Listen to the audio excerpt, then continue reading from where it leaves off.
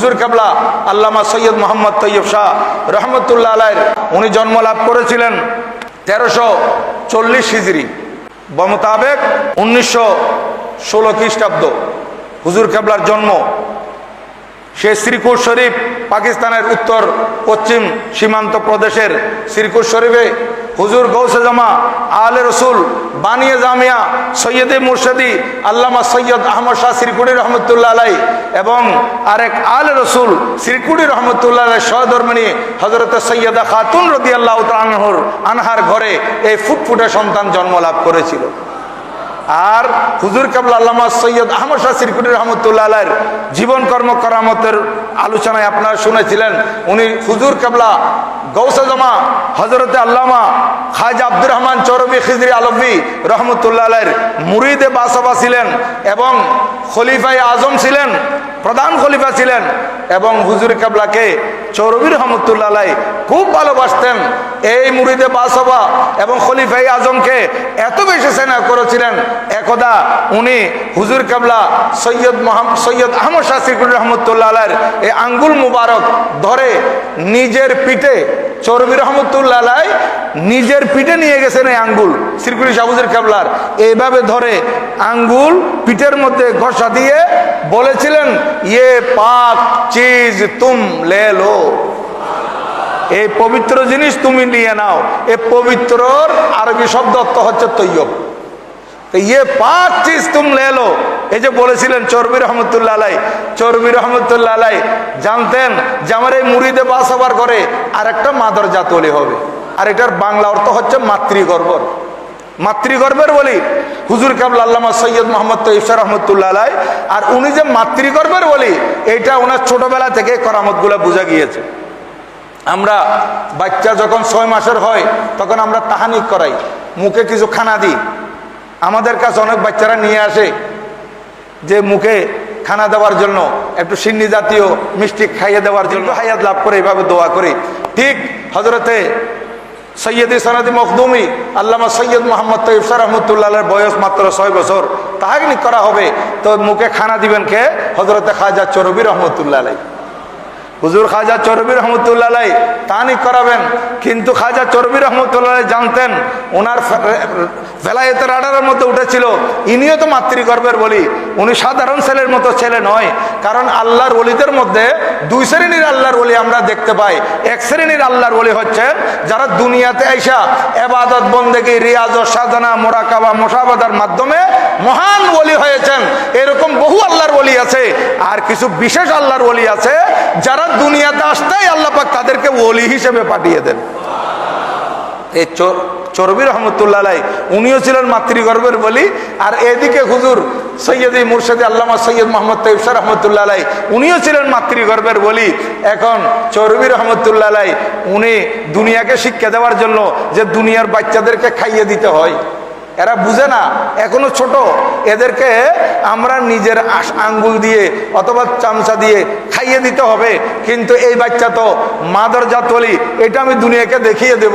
খাজা চৌরবি রহমতুল্লাহ বলেছিলেন, বাচ্চা আগর তুম নেহি খাওগে তো মাই ভি নেহি খাওঙ্গা।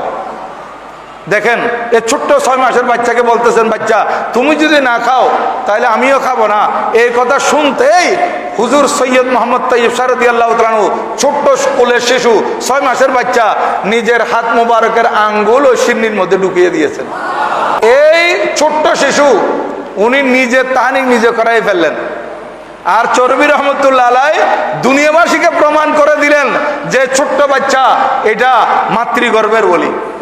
আর বয়স যখন 2 বছর, এই 2 বছর বয়সে আম্মা গিয়েছিলেন নিজের পীর মুর্শিদের দরবারে। মহিলাদের জন্য পর্দা সহকারে ব্যবস্থা আছে, সে পর্দার আড়ালে হুজুর কেবলার নসিহত শুনতেছেন, হুজুর কেবলা চৌরবি রহমতুল্লাহ নসিহত করতেছেন। আর এদিকে কুলের 2 বছরের বাচ্চা দুধ পান করবে, আম্মাজানকে একটু বারবার বুঝাচ্ছে যে যিনি দুধ পান করবেন। আর এদিকে দেখা গেল যে হুজুর খাজা চরবি রহমতুল্লাহ আলাই উনি বেলায়েতের রাডারে দেখলেন যে বাচ্চা তার মাকে দুধ পান করার জন্য বারবার চেষ্টা করতে, বারবার বুঝাইতে চাইতেছে, কিন্তু এখন তো এখানে দুধ পান করানোর কোনো সুযোগ নাই, কারণ বাচ্চাকে দুধ পান করাতে হলে আলাদা যেতে হবে। এখন মহিলাদের সমাগম। চরবি রহমতুল্লাহ দূর থেকে, বাইরে থেকে আওয়াজ দিলেন, বাচ্চা দুধ মত পিও ক্योंकि तुम बड़ा हो गया। এ বাচ্চা তুমি আর দুধ পান করো না, তুমি বড় হয়ে গেছো। এ খাজা চরবি রহমতুল্লাহর এই শব্দ, এই আওয়াজে বাক্য হুজুর সৈয়দে মুর্শিদি সৈয়দ মোহাম্মদ তাইব শাহ রহমতুল্লাহ আলাই এই 2 বছরের বাচ্চা ওনার কানে যখন আসলো উনি শান্ত হয়ে গেলেন। দুধ পান করার জন্য মাকে আর বলতেছেন না, মাকে আর বুঝাচ্ছেন না, আর কাঁদতেছেন না দুধ পান করার জন্য।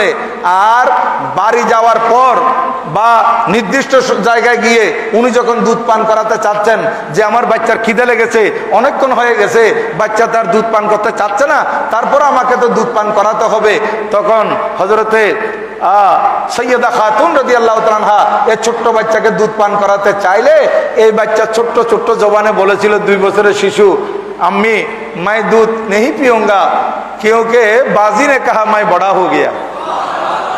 আম্মা আমি আর দুধ পান করবো না, যেহেতু হুজুর কেবলা চরবি রহমতুল্লাহ বলছেন আমি বড় হয়ে গেছি। তাহলে দেখেন মাতৃগর্ভের ওলির কত প্রমাণ, আর কি প্রমাণ চাই। কিন্তু খাজা চরবি রহমতুল্লাহের আওয়াজে এই হুজুর কেবলা সৈয়দ মোহাম্মদ তাইব শাহ রহমতুল্লাহ আলাই আর দুধ পান করেন নাই। 4 বছরের শিশু। আব্বা তো মসজিদে যেতেন, মসজিদে যাওয়ার সময় একবার বলেছিলেন, আব্বা আপনি কোথায় যাচ্ছেন? উনি বলেছিলেন মাই মসজিদ যা রাহা হুঁ, মসজিদে যাচ্ছি, ওখানে কি পাওয়া যায়? উনি বললেন আল্লাহকে পাওয়া যায়। তো হুজুর কেবলা বলেছেন আমাকে তো আল্লাহকে পেতে হবে। এই 4 বছরের শিশু বলেছিলেন আমাকেও আল্লাহ পেতে হবে। আর বয়স যখন 7 বছর, এই ছোট্ট শিশু আব্বা হুজুরের সাথে অর্থাৎ বানিয়া জামিয়া সিরকুরি রহমতুল্লাহের সাথে আজমির শরীফ এসেছিলেন। আজমির শরীফ হুজুর জিয়ারত করতেছেন আর 7 বছরের শিশুকে ছেড়ে দিয়েছেন, উনি বারান্দায় এদিক সেদিক হাঁটাহাঁটি করতেছে। এমত অবস্থায় একজন নুরানি সুরতের মানুষ এই ছোট্ট বাচ্চাকে জড়িয়ে ধরলেন, বক্কের সাথে লাগালেন আর অনেক কথাবার্তা বলেছেন। হুজুর সিরকুরি রহমতুল্লাহ আলাই জিয়ারত শেষে এই বাচ্চাকে যখন খোঁজার জন্য বের হলেন, তখন বাচ্চাকে পেলেন, পাওয়ার পর বলতেছেন যে কোথায় গেছো, কোথায় হাঁটতেছো? বলে আব্বা হুজুর এরকম একটা ঘটনা, আপনি জিয়ারত করতেছিলেন, আমি এদিকে হাঁটাহাঁটি করা কালে হঠাৎ করে দেখলাম একজন নুরানি সুরতের ব্যক্তি আমাকে জড়িয়ে ধরেছেন এবং আমাকে অনেক কিছু রাজের কথা, রহস্যের কথা বলেছেন।